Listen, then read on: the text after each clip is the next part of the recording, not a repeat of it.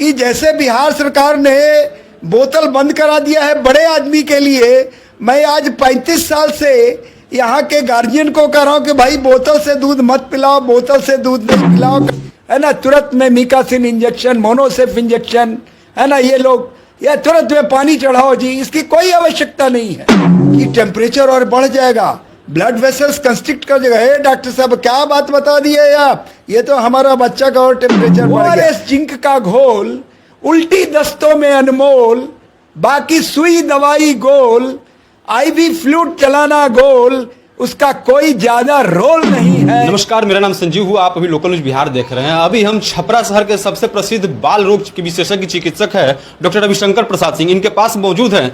छपरा में जो viral fever के नाम से बच्चे बीमारियों से ग्रसित हो रहे हैं, उसी विषय पर चर्चा करने के लिए इनके साथ आए हुए हैं। सबसे पहले सर स्वागत है आपका। जी धन्यवाद। सर, अभी वायरल फीवर चल रहा है बच्चों के अंदर, बच्चे जो बुखार से परेशान हो रहे हैं, क्या उनको बचाव के लिए सबसे पहले क्या कुछ सुझाव होगा आपका? हमारे ख्याल से है कि जब भी वायरल फीवर है तो ज़्यादा पैनिक नहीं होना है। पैनिक होने पर क्या हो जाता है कि अननेसेसरली मैं एक ही मैसेज देना चाहूँगा कि एंटीबायोटिक्स का यूज़ नहीं करना है कम से कम 1 सप्ताह 10 दिन तक यूजुअली। यानी अगर आप 80% केसेस में एंटीबायोटिक्स का शुरू में यूज़ नहीं करते हैं तो रिज़ल्ट ज़्यादा अच्छा होगा। और वायरल फीवर में क्या है कि बहुत तरह का फीवर है, वायरल फीवर में है, जैसे अमूमन जो है सर्दी खांसी बुखार, ये अमूमन हो गया। कभी कभी क्या हो जाता है कि उसी में जो बच्चे, छोटे बच्चे होते हैं, 1 साल से नीचे के बच्चे होते हैं, उनमें ब्रोंकियोलाइटिस का केस ज़्यादा होता है। Bronchiolitis, acute bronchiolitis. तो एक्यूट ब्रोंकियोलाइटिस में क्या है कि बच्चा जो है वो नाक से पानी बहना, आँख जो है कभी कभी लाल हो जाना और काफ़ी हाई फीवर हो जाना या लो ग्रेड फीवर ही रहना है, और उसका कुछ देर के बाद सर्दी खांसी के बाद उसका पसली चलना शुरू हो जाता है। तो अगर ऐसा हो तो सबसे पहले हमारा फर्स्ट दायित्व है कि बच्चा जितना दूध या जितना भोजन कर रहा है, अगर आधा से कम भोजन कर रहा है तो रियली वो सिक है, उसको मेडिकल एडवाइस ज़रूरत है। पहला बात तो मोटा मोटी आम लोगों की भाषा में कि आधा से कम दूध पी रहा है या आधा से कम भोजन ले रहा है, तब उसको हम सिक मानेंगे, अन्यथा उसको हम सिक नहीं मानेंगे। होम मेड रेमेडीज़ करेंगे। और जो 1 साल से नीचे के बच्चे के लिए है, उसके लिए बेस्ट है कि उसको आप स्टीम इनहेलेशन दीजिए। आप प्लेन पानी का भाप, स्टीम टेंट कहा जाता है। तो स्टीम टेंट क्या होता है कि कुछ नहीं, एक चादर नुमा को है जो छतरी नुमा बना दीजिए और उसका भाप उसके मुंह पे दीजिए। वो 20 मिनट तक दीजिए, दिन भर में 3-4 बार। ये काफ़ी रिलीफ करेगा और होम रेमेडीज़ हो गया आपका। दूसरी बात है कि बुखार के लिए पैरासीटामोल दे दीजिए, 15 मिलीग्राम पर केजी बॉडी वेट पर डोज दे दीजिएगा, है ना। उसका वजन नाप करके जितना भी होता है पैरासीटामोल दे दीजिए। शुरू में एंटीबायोटिक देने की ज़रूरत नहीं है।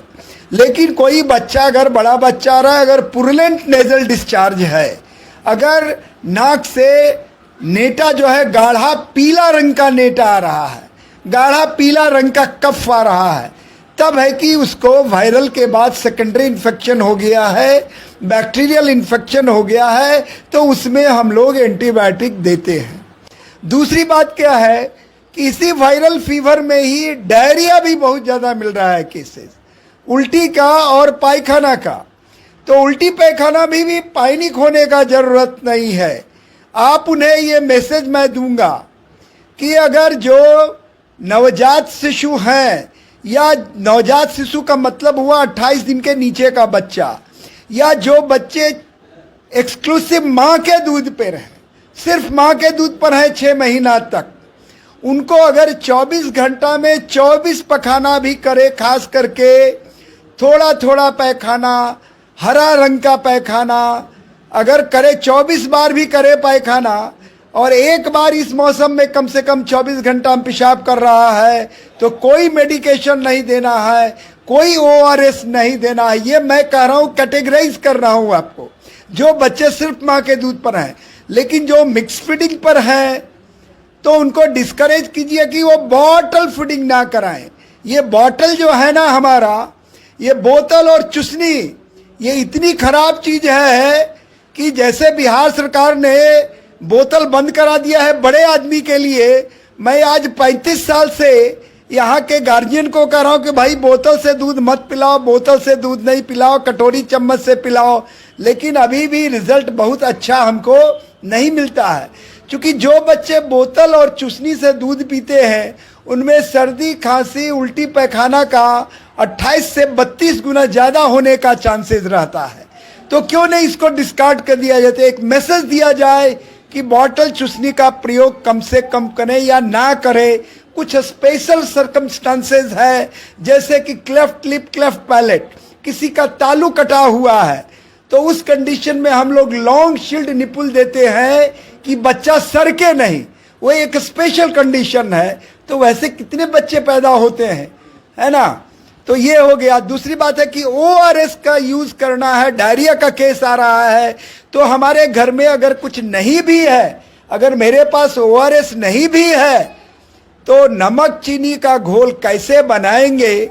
तो एक चुटकी, ये बस ये 4 उंगल में जितना चीनी अटे या गुड़ अटे वो ले लेना है 200 ml पानी में, और ये 2 चुटकी, 1 चुटकी, इसमें 2 फिंगर में जितना नमक अटे वो नमक डाल देना है। ये आपका होममेड ORS हो गया। या माड़ नमक नींबू और घी, माड़ नमक नींबू, लोग घी जरूर यूज करना है डायरिया में। इसलिए घी का हम कह रहे हैं कि बच्चे को जब डायरिया होता है तो एनर्जी लॉस बहुत होता है। वो अगर 100 ग्राम घी खाएगा तो 80 ग्राम उसके शरीर में रहेगा, 20 ग्राम पखाना से निकल जाएगा। तो 80 ग्राम घी जो है वो शरीर को एनर्जी करेगा। हम लोग का ये मिसबिलीव है कि अरे घी दोगे पखाना में, लेकिन ये चीज स्ट्रेस दीजिए कि घी देना है बच्चों में, खास करके डायरिया में। भात, खिचड़ी, आलू, कच्चा केला का चोखा। कच्चा केला का चोखा इसलिए बोलते हैं कि उसमें पेक्टिन कौलिन नामक का सब्सटेंस रहता है, जो स्टूल को क्या करता है कि ये गाढ़ा बना देता है ना, और स्टूल के मात्रा को कम कर देता है। तो कच्चा केला का चोखा हो गया, और अगर संभव हो तो नारियल का पानी। लेकिन ऐसा नहीं है, उसके लिए हाय तौबा नहीं करना कि डाब का पानी पिलाना ही है। अगर संभव हो तो एक आध को डाब का पानी आप 24 घंटे में ले सकते हैं। अगर आप ORS और ये छोटा सैचेट को 200 ml में बड़ा वाला सैचेट को 1 लीटर पानी में, पानी खौला या ठंडा होना चाहिए। कुछ लोग क्या करते हैं कि जाड़ा के दिनों में ORS बना करके उसको फिर थोड़ा गर्म कर देते हैं कि उसका हम ठंडा मार देंगे। ये मैंने अपना अनुभव किया है, उसी अनुभव के आधार पर हम बोल रहे हैं आपको। तो आप हमेशा कहिए कि कितना भी जाड़ा हो, हमेशा ORS बनाना है स्वच्छ पानी में, बॉइल्ड एंड कूल्ड वाटर, हमेशा खौलाया ठंडा किया हुआ पानी में बनाना है। और 1 चम्मच दीजिए, घड़ी देख के 5 मिनट रुकिए। हमारा बच्चा ORS नहीं पीता है, हमको जवाब मिलता है कि ORS नहीं पीता है। उनको कहिए कि 1 चम्मच दीजिए, 5 मिनट रुकिए, बीच में 1 चम्मच उसको रिश्वत के तौर पर सादा पानी दे दीजिए। वो सादा पानी पिएगा, फिर सोचेगा हमको सादा पानी मिलेगा, फिर 1 चम्मच ORS दे दीजिए। तो ORS और एक जिंक, अगर 6 महीना से नीचे का बच्चा है तो उसको 10 मिलीग्राम, 6 महीना से ऊपर का बच्चा है तो उसको 20 मिलीग्राम। ये जिंक अगर 14 दिन दिया जाए, ORS का घोल दिया जाए, तो ये 2 चीज वही मतलब हायर एंटीबायोटिक्स है ना, तुरंत में मिकासिन इंजेक्शन, मोनोसेफ इंजेक्शन है ना, ये लोग या तुरंत में पानी चढ़ाओ जी, इसकी कोई आवश्यकता नहीं है। ORS जिंक का घोल उल्टी दस्तों में अनमोल, बाकी सुई दवाई गोल, IV फ्लूइड चलाना गोल, उसका कोई ज्यादा रोल नहीं है यूजुअली, अक्सर। हाँ सर, अमूमन ये देखा जाता है कि बिहार के ग्रामीण क्षेत्रों में जो है बच्चों को अगर वायरल फीवर चल रहा है, आजकल मौसम चेंज हो रहा है, मौसम चेंज होने में अमूमन भी फीवर होता है, उस स्थिति में उनको क्या करना चाहिए? उनको उसी में कहिए कि आप उनको अभी के मौसम में उनको ज़्यादा ओवर क्लॉथिंग नहीं करें, कपड़ा थोड़ा वस्त्र निकाल दें, और सूती कपड़ा लेकर के, है ना, पानी में भिगो करके निचोड़ करके पूरा देह को ऊपर से नीचे तक स्पॉन्ज करें, रगड़ते हुए स्पॉन्ज करना है, क्योंकि अभी पूरा गर्मी भी नहीं आया है, पूरा ठंडा गया नहीं है, इसलिए शरीर को रगड़ना है। रगड़ने से क्या होगा कि हमारा ब्लड वेसल्स डायलेट करेगा और हीट जो है निकलेगा बाहर, जिससे क्या होगा कि ठंडापन आएगा, कूलिंग इफेक्ट होगा। और नहीं तो अगर आप यूं ही कर दीजिएगा तो क्या होगा कि टेम्परेचर और बढ़ जाएगा, ब्लड वेसल्स कंस्ट्रिक्ट कर देगा। हे डॉक्टर साहब क्या बात बता दिए आप, ये तो हमारा बच्चा का और टेम्परेचर बढ़ गया। तो मेरा कहने का मतलब कि काउंसलिंग, मरीज को समझाना है कि कैसे दवा खाना है, क्या खाना है, कैसे रहना, ये ज़्यादा मायने रखता है। पैरासीटामोल, ORS, जिंक, इसी सब का ज़रूरत है। ज़्यादा से ज़्यादा सर्दी खांसी बहुत ज़्यादा है तो एक आठ आप लिवोसिट्रिजिन वगैरह यूज़ कर सकते हैं। ये थे हमारे साथ शहर के प्रसिद्ध चिकित्सक, बाल रोग चिकित्सक डॉक्टर रविशंकर प्रसाद सिंह, और इन्होंने साफ तौर पे कहा कि अगर आपके बच्चों को कोई भी वायरल फीवर होता है तो सिंपल दवाई का उपयोग करें, न कि उन्हें बड़े बड़े इंजेक्शन का सहारा लेना पड़े।